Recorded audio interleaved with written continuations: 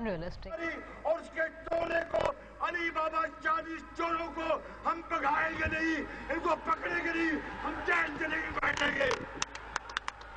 खुदा की कसम मैं लानत भेजता हूँ, 50 करोड़ रुपया, 70 करोड़ रुपया नया हेलीकॉप्टर में खरीदूं और आवाम भूखे मर रहे हो, जरदारी के हाथों बिजली से मर रहे हो, जरदारी के हाथों करप्शन से मर रहे हो, जरदारी और उसके टोले के हाथों लूट मार से मर रहे हो, और ये खादम आपका 70 करोड़ रुपए का हेलीकॉप्टर खरीदे।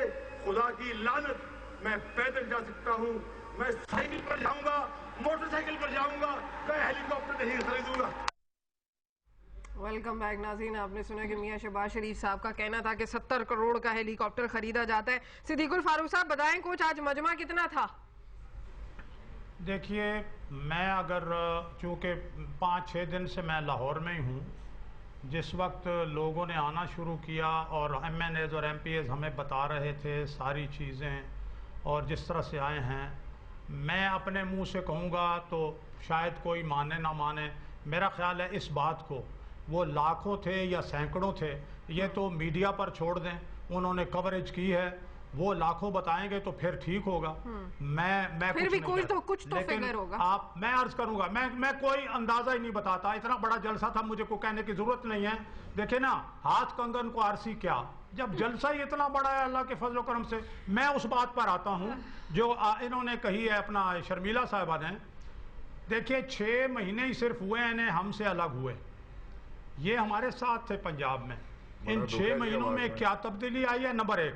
नंबर 2, इन्हें और सबको मालूम होना चाहिए कि मरकजी हुकूमत की पॉलिसियों का असर सूबों पर होता है।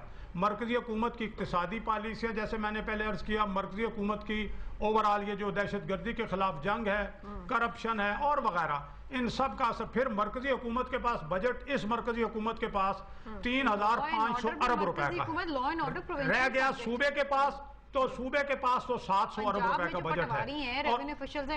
अगर मैं गुजारिश, अगर मैं अर्ज कर दूं तो बेहतर नहीं है, आप बाद में बात करें, नहीं रोक सकते रेवेन्यू के, अगर आप बाद में बात करें तो बेहतर नहीं, अपनी बारी पर नहीं। देखिए आप सिद्दीकुल फारूक साहब, आप थोड़ी मैं जो बात कह रहा हूं उसके बाद जरा सी देर है, आप थोड़ी सी बर्दाश्त कर लें, थोड़ा सा बर्दाश्त, जरा फैक्ट्स पे बात करें। अब इन्होंने, अब मैं ये अर्ज करूंगा कि ये मरकजी, लेकिन मैं आपके जरिए एक बात कहता हूं कि आप सहाफियों का एक कमीशन बना दें, और वो मरकज और जहां जिन सूबों में पीपल्स पार्टी की हुकूमत है उनकी कारकर्दगी और पंजाब की कारकर्दगी पे अपनी रिपोर्ट पेश कर दें कि अगर पंजाब की कारकर्दगी मरकज और इनके सूबों से जहां इनकी हुकूमत है बेहतर ना हुई, खत्म हो जाएंगे, वकीलों को भरना पड़ जाएगा, इतने कमीशन बन जाएंगे, इतनी कमेटियां बैठेंगी, फैसला फिर भी कुछ नहीं होना।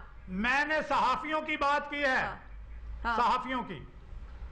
अरे भाई, बात ये है कि अभी 4 दिन पहले की बात है, एक फुटेज दिखाइए, सिद्दीकुल फारूक साहब ने भी देखी, मेरे साथ प्रोग्राम में थे। वहाँ सरकारी गाड़ियां, इनके जो पोस्टर्स लगे थे इमरान खान गाड़ी के, उनको फाड़ के निकाल रही थी। और एक पोस्टर इनके ईडी और उनको पैसे दे रहे हैं गाड़ियों के। तो अब ये फुटेज रिलीज होगी, क्या मैं बात कर सकता हूँ? उसके अंदर है कि वो खाली पैसे अपने जलसे में लाने के लिए नहीं दे रहे, उनको साथ में इंस्ट्रक्शन भी दे रहे हैं कि 30 तारीख को ट्रांसपोर्टेशन ना चलाई जाए। ये तो हाल है, खौफ से तो ये बिल्कुल कपा रहे हैं, इस पर डरे हुए कि वहाँ पे लॉ और ये कहते हैं कि इस पे तहकीकात करने के लिए हमने भी कमेटी बिठा दी। हम जब कमेटी बिठाते हैं तो कहते हैं ये कोल्ड स्टोरेज में मामला डालने के लिए बनाते हैं, और खुद मैं ये अर्ज कर रहा हूँ कि अब हमारी आज रैली हो गई ना, 30 तारीख सामने आ रही है यार, इसमें क्या अभी दावे करते हैं?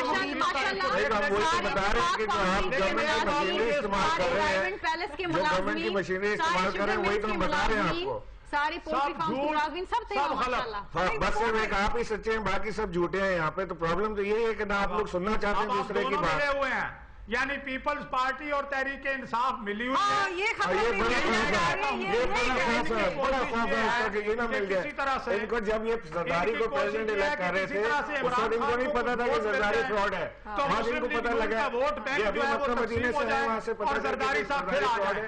आवाम ये नहीं बर्दाश्त कर सकते, आवाम जानते हैं वो ना जरदारी को फिर आने देंगे, ना किसी को वोट बैंक आपकी मिली भगत का मुझे मालूम है। तब्दीली का वक्त है सर, तब्दीली का वक्त है। डरे उस वक्त से जब आवाम खड़ी होगी, बिल्कुल, और इंशाल्लाह पाकिस्तान तहरीक इंसाफ की तब्दीली लाएगी।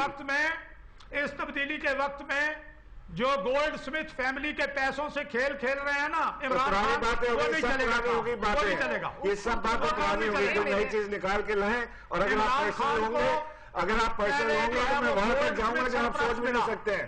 फिर गोल्ड स्मिथ हमजा शहबाज के कारनामे भी निकाले, को सरपरस्त बनाया, हमजा शहबाज के कारनामे भी निकाले, शहबाज शरीफ को भी निकाले को, और अब भी वो मिले हुए हैं। वो पर्सनल बातों पे ना वो करें, क्योंकि और एक जरदारी तीनों मिले हुए हैं इमरान खान के साथ। नहीं, वो तो सियासी इल्जाम तराशियां, मैंने इंट्रो में भी अपनी यही बात कही थी कि मतलब वो इल्जामों से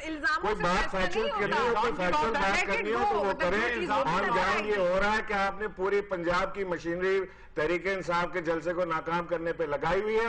पहले आपका पैसा अपने जलसे पे लगाया, उसके बाद अपनी मशीनरी लगा रहे, और मैं आपको चैलेंज करता हूँ, आप पूरी ताकत लगा लें, तहरीक इंसाफ को नहीं रोक सकते। बताए कि उसे क्या असिस्टेंस चाहिए, अगर उसके पास जलसे में आदमी ना जाएं, पीपल्स पार्टी वाले भी कह रहे हैं कि वहां जाओ भाई, और क्यू लीग वाले परवेज इलाही भी कह रहा है कि कैसे लोग जलसे में जाओ, मौका दें, मैं अगर ना जाए यार हमें बताओ, हम भी 5,000 लोग ऐसे कैसे हो सकता है कि आप अपने जलसे में तो ले आए पहले लोगों को, 8-10 करोड़ रुपए लगा के आप बंदे नहीं खड़े कर सके, हमारे पास क्या लेंगे?